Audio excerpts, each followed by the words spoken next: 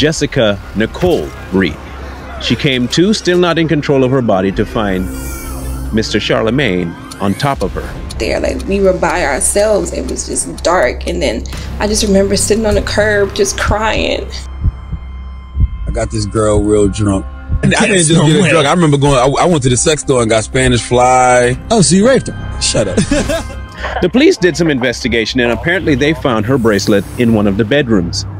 So as far as evidence goes, there is enough to at least be thinking that what Mr. Charlamagne is accused of, he actually did do. Are you in need of trustworthy tax services? Look no further. Introducing Tanya Tax Services. We're here to provide top quality assistance, guiding you every step of the way. We're experts in maximizing your return. Don't hesitate. Call us now at 407-952-4163. And yes, we speak Spanish too. Tanya Tax Services. Your tax solution simplified. I have a name to put before you, and tell me if you've heard it before. Jessica Reed, ever heard that name? I'll give you the full name as it's listed in certain type of documents. Jessica Nicole Reed. Does it ring a bell? Most of you will say, nah, I don't ever heard that word. Is she famous? She's not famous. And that is the problem, because she's going after somebody who is. Now, what you're going to hear in this segment will either shock you or confirm for you what you already knew about this individual. Not Nicole, the other person. Now, the person we're going to be talking about has a massive following on YouTube, on iHeartRadio, multiple platforms. His name, or at least what he calls himself, is Charlamagne the God. Now, what kind of God he is, couldn't tell you. But his real name is Leonard Larry McKelvey. Mr. McKelvey, back in 2001, pleaded guilty to the intoxication of minors while holding a party. Area, Myrtle Beach, South Carolina. I got this girl real drunk. I didn't just get her drunk. I remember I went to the sex store and got Spanish fly. Oh, so you raped her? Shut up. Spanish. So she was drunk as shit, and we had sex and shit. The next morning she wakes up, and we talk about it. And she's like, what happened? This he did indeed plead. He pled guilty to this. However, what he did not get tried for or plead to was a secondary case of SA on Miss Reed. She was 15 at the time, and Mr. Charlamagne was 20. He invited her to a party, and there he took advantage of her. The EMS got there, like, we were by ourselves. It was just dark, and then I just remember sitting on the curb just crying.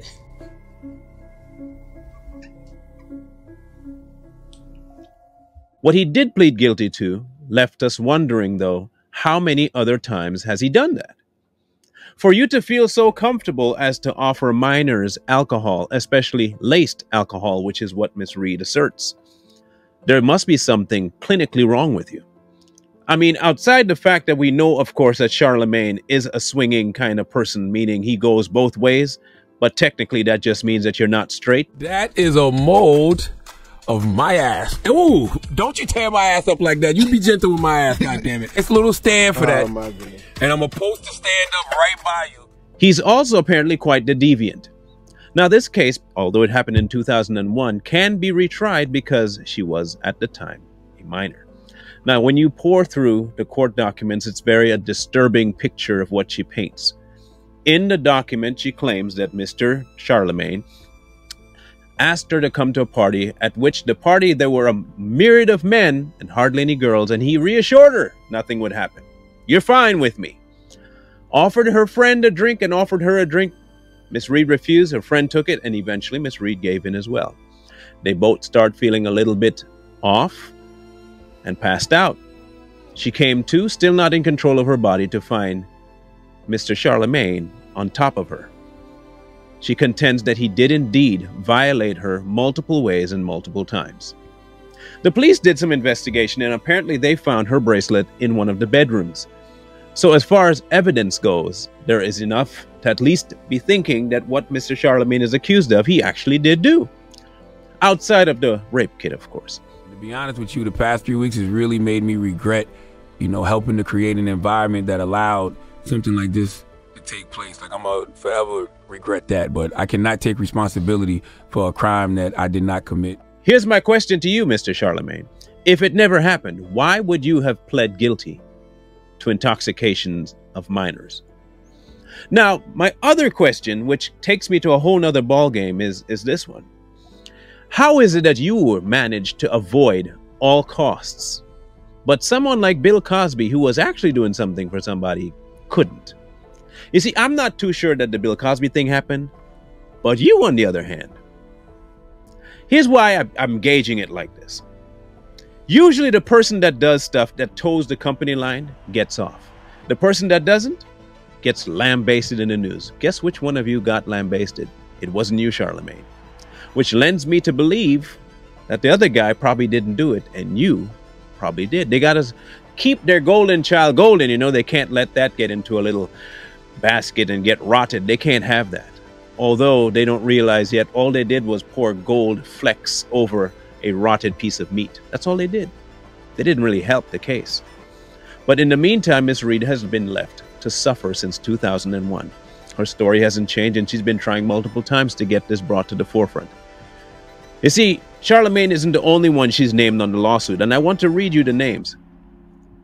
She's gone after him, Larry, Leonard Larry McKelvey, and iHeart Media. Now, the reason she's including iHeart Media in there is because of what he has been saying on iHeart Radio's airwaves. He's been addressing the case and calling her all kinds of names, but you say you've never met her, by the way. All kinds of names and defaming while never addressing what actually happened. So she's going after him for that. And she's like, what happened? I'm like, oh, we had sex. She said, okay, well, I'm glad it was you.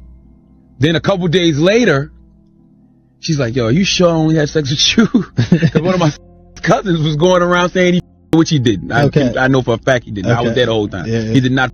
Yeah. He looked at her naked. Let me ask you this. What possessed you to give a minor alcohol, much less a minor female? Now remember, this is one you pled guilty to, okay? This is not me speaking out my behind. This is documented that you did indeed. And don't forget that she also had to call the ambulance while at your facility when you say you never met her, but this happened. I'm just finding that kind of curious. But again, to my question, why would you feel the need at 20 years old to give minors, knowing their age, alcohol? You see, we want to talk about, and I talked about Bill, we want to talk about how Bill giving people pills is one thing, but these were adults who consented to be around him. If it did happen, this is a child that you pursued, that you tried to get into the pants of while she was sober and you couldn't do it, so you had to resort to a different means, huh? You had to go and drug him to get what you wanted. Now, from her storytelling side of it, and you can call it that because it hasn't gone through trial yet. So her side of the story is this, that after you gave her the drink, you proceeded to take advantage of her and accuse her of not being participatory in the act. Now, I want people out there to think about how disgusting a human being has to be to do this to another human being, much less a child. Where you are pursuing something from the child that is not supposed to be given up, and you're pursuing it through the means of illicit drugs. And I am calling alcohol that because that's what it is to a minor. You then try to accuse her of not being involved enough in an act that she didn't want. That takes a whole different level of disgusting to do. But then again, I've heard you speak about people, and it's par for the course for you, Larry. It's par for the course. What I don't understand, though, is how is it taking this long to get justice for somebody? For all intents and purposes, Larry, you keep talking about women's rights. Women have been the CEOs of our lives since day one. Like, women control everything. Women turn a house into a home. And all of that rights, where was hers? Huh? Where were her rights when you took them from her? You got nothing to say on that? But you can call that female all kinds of names, though. That's fine. That's okay by you. You're all for women's rights until one comes forward with evidence that you did something, and then all of a sudden there are all kinds of names. I see how you operate. I see how you operate. But guess what we're not going to do? We're not going to slide by it. We're going to park our car, step out, and investigate the scene thoroughly. I can only hope that what is brought forward in this case is 100% given time to flesh itself out in court, and you get put away for the crap that you did to a 15-year-old. Why am I going so hard and thinking so definite about this thing? Here's why. If you didn't do anything, you would never have pled guilty to intoxicating minors. And if there were nobody there of that age, you wouldn't have this problem. The mere fact that there were minors at your party when you were not tells me that you're a sick individual. It tells me that you by nature are a disgusting pervert. Why would any adult bring a child to a party where alcohol is being served? You have nefarious means. You have a motive to harm. The whole environment alone lends me to believe everything this girl is saying. Everything. Nothing you have done in your life since that point has proven to us that you have any good intentions towards anybody you talk about. Right, can we end this interview so I can watch her go? Yeah. You didn't bring none of the lingerie with you? Do you want some? No, I just want to see They what have it men's looks like. stuff. I have men's stuff too. You know, I sniffed your chair last time you was You're here. a sick person. I know. I did. So I have to believe her, because you have nothing on your side to discount what she's saying. Not one. Not your personality, not your ethics, nothing. Everything about you screams, run away from this individual. And I only hope and pray that when this finally gets fleshed out in court, that she gets the justice that she so richly deserves.